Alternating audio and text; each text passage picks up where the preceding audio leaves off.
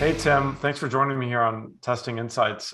Could you introduce yourself? Let me know why you're relevant to talk about experimentation stuff with. Sure. So I'm a experimentation program manager for Microsoft, specifically on the Microsoft Surface product.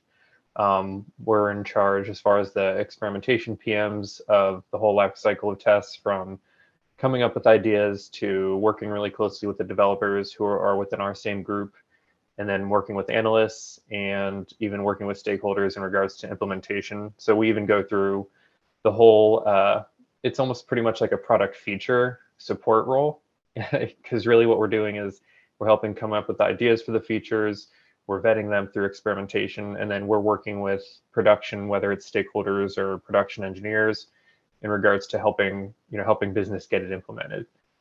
So we've got a lot, we have to wear a lot of different hats, not to say we're an expert in every one of those categories, but it does require a good breadth of experience to be able to really communicate through each of those particular areas. But yeah, so that's what I do. Well, cool. I'm here. I want to geek out with you, Tim, around metrics. We got in a conversation when we first were exchanging some communication on LinkedIn around guardrail metrics. But so that's kind of where I want to ask these three questions. My first question is around metric taxonomy. Do you use a taxonomy, a specific set of language for different types of metrics for your program? I've started to really like the metric categories of goal metrics, like revenue, AOV, things like that. Driver metrics, so what you monitor, the lead metrics that you're monitoring to get at those lag metrics, the harder to measure ones. And then guardrail metrics around the program itself. So how do those metrics sound to you? Do you use an explicit metric taxonomy? It's pretty blended. Like, we don't have it as neatly defined as you do in those categories, but I think most of the actual metrics you mentioned are things that we're looking at.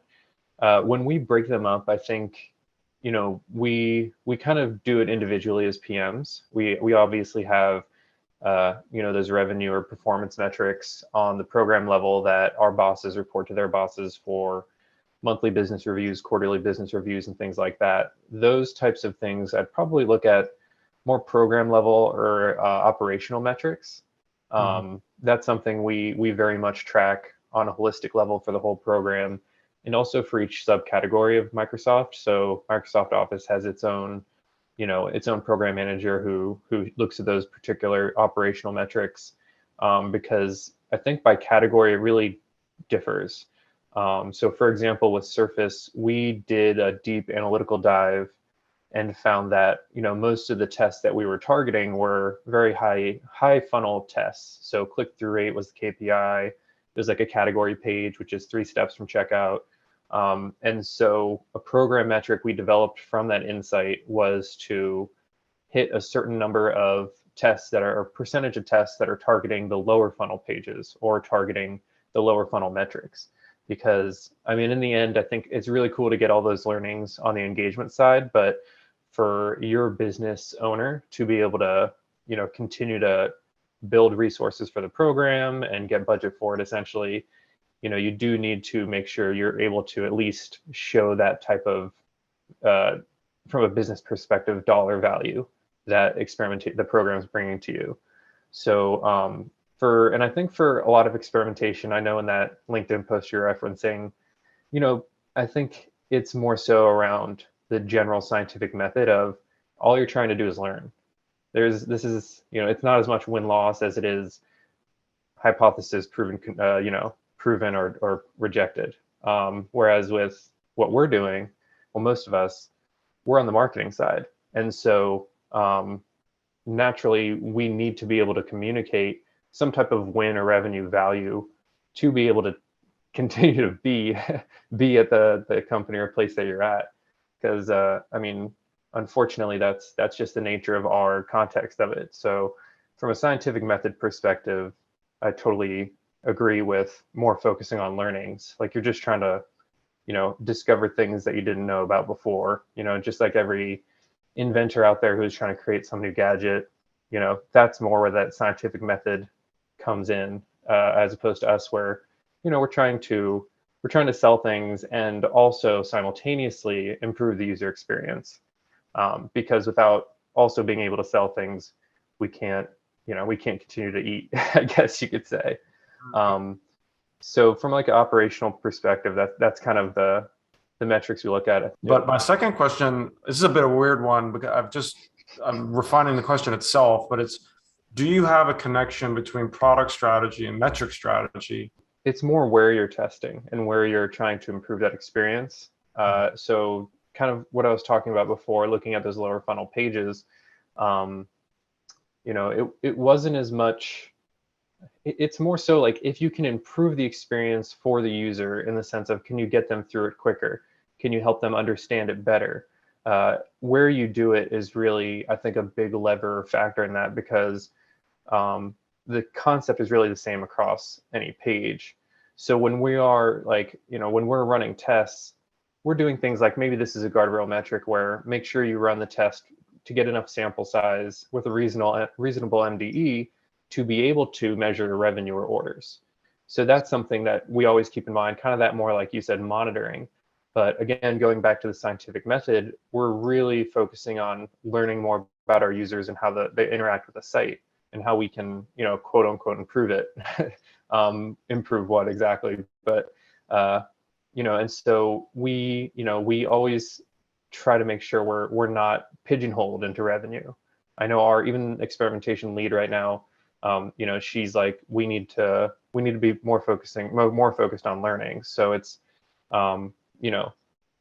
it's not like a problem. I think it's more so figuring out how to do it, and simultaneously, because it's kind of like when you're in a certain program that is dependent upon budget and things like that, in the end, the thing that translates most are those monitor metrics, those potential revenue or potential revenue loss avoided metrics.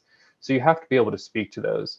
But the thing that really gets people's attention and interest, especially leadership, if they are very innovation focused, is that really sharing the insights and learnings that you're gaining along with these things. So for example, let's say we get more people to go to the product detail description on a product page. And as we do that, we think we're improving the experience because we're giving people the details they're looking for. But then when we do that, checkout and orders drop with significance. And you see this across multiple tests. That's a pretty significant learning for the business itself, because it's saying we're not communicating the details of this product correctly, or possibly the details of this product or specifications of this product is not desirable compared to the alternatives. So those are the type of insights that I think are usually the most valuable, and that's what you kind of shoot for on a test by test basis. Is you look at past tests, you look at qualitative data, and you try to determine what pain points can we solve right now, or what pain points exist right now that we don't even know about, and then kind of take it from there, user problem by user problem, and seeing how you can maintain or improve business value while simultaneously answering those. Yeah, well said. And I think that articulates the necessity to, or the value in storytelling around, especially the customer learnings. Well, cool. My third metric is just, you've spoken already to a few guardrail metrics for the program, but can you speak to what other guardrail program metrics you're utilizing a ton right now? Yeah, so for guardrail metrics, just to clarify, that's just pretty much program level operational metrics that okay. Because sometimes we use guardrail metrics. The phrase is just test by test. What is the loss we can see with significance before we call the test and call it a bust or whatever. So, okay, now a better understanding of what you mean by guardrail. Definitely velocity. I think any program and there's a big asterisk here or caveat, is that velocity only matters if you know the integrity of your tests are good, or are meeting that standard for experimentation that they should be, given that they're coming from a reliable resource in regards to the test concept idea or the pain problem itself. It's not just Hippo has this kind of lead, or this kind of light bulb idea based on no research or data. So making sure that when it comes to priority scoring, those particular tests get more attention than those gut feeling type tests, along with the other handful of metrics to determine that. But back to the guardrail metrics, I think velocity should always be measured. I know this is a common phrase, is test everything you can. And I think it's dramatic, but I think at the same time, it's, again, if you just go back to the base of it, if you're looking at like a pyramid, if the base of it is, testing with integrity in regards to the process, then things like velocity and testing everything you can are completely valid and important metrics for the program, for sure.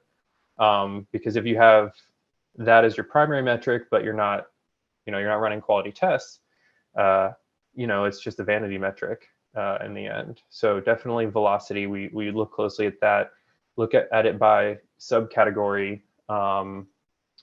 Trying to think what else. We do look at conclusive rate. So if something is flat, win or loss versus inconclusive, because if you think about it, inconclusive tests are, if they don't reach the sample size needed and the test has to end, I mean, it's exactly what it sounds like, it's inconclusive. So from a program manager perspective, you didn't plan that properly. You didn't work closely with analytics and to make sure you can get the sample size you needed. Didn't reach out to stakeholders in regards to campaigns that may inflate or deflate the amount of traffic you're getting. So looking at flat win or loss from a statistical significant perspective, it's a conclusive result. It's like, okay, we know something about this. The data says we had enough people in it for visitors. Whereas with inconclusive, it's kind of like you kind of wasted some resources there in a sense. And it's tough. I think from a program measurement perspective, you have to track, win, loss, flat, inconclusive. I don't use those phrases in any reports. I used to, but I stopped using it because if you think about it from a psychology perspective, if you introduce something to someone who's in business side, he or she is not totally exposed to experimentation all the time. They see the word win, they see the word loss, they see the word, these words mean something else to them. So we focus on just recommendation. Like that's the headline, is what do we recommend doing? Do we recommend iterating, abandoning, implementing into production, running follow-up tests? That's where we focus on, is in regards to like what the outcome of the test should be, is really. So with those particular metrics, it's like even flat is not a bad thing for superiority tests. We're learning that, hey, maybe this is something like a business priority to get more eyeballs on this particular, campaign.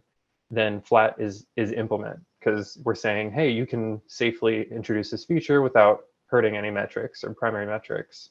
Whereas with the non-inferiority ones, flat or win, I think are, I'd say are both acceptable for implement for those. Inconclusive and flat, just making sure, like inconclusive being we didn't reach sample size, and then flat being we reached the sample size to confirm that this MDE is not going to happen.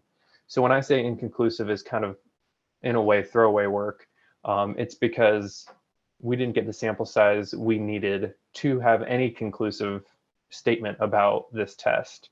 And in those cases, that's when you look at like those directional metrics. But flat is, hey, we got the sample size that we originally needed and planned for from the beginning based on our minimum detectable effect. And we proved that, there's no difference between these two variations. So for non-superiority, I think inconclusive can be acceptable if you're close, to your sample size.